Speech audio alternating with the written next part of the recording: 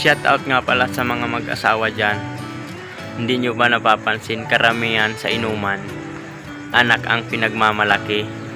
Tapos yung misis, laging tinatanggi.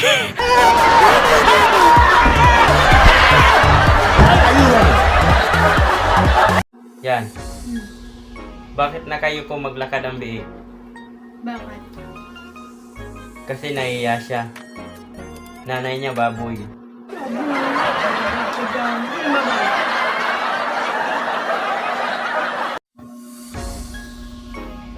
So mga babae dyan, girls, hanggat bata ka pa, mag-ala ka na. Kasi pag nag-asawa ka na, palagi ka na lang maglalaba. Yan.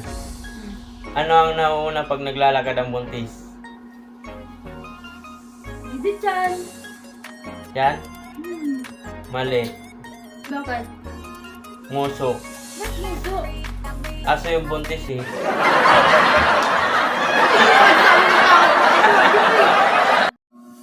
Uy. Kung hindi ako ang dahilan ng pagngiti mo, tanggalin na lang natin ang ngiti mo.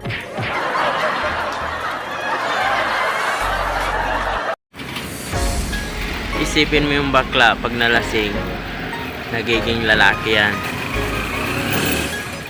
Pero pag yung lalaki ang nalasing, namamakla yan.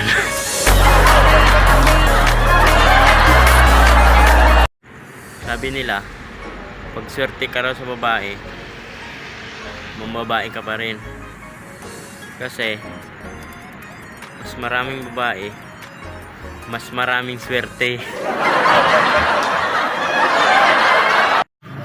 Shout out nga pala sa mga nasaktan at naiwan dyan. Masakit ba? Tandaan mo, hindi ka kalapate. Pinakawalan ka na nga, bumalik ka pa rin.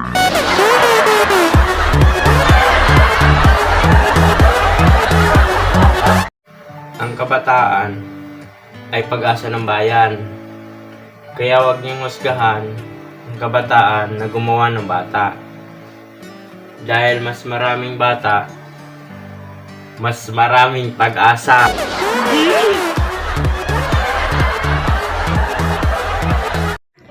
Hindi porkit natikman mo, sayo na. Minsan, sadyang may British lang talaga.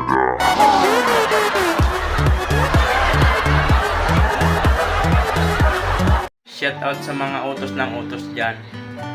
Ba't ba kasi galit na galit kayo sa mga tamad? Wala naman silang ginagawa.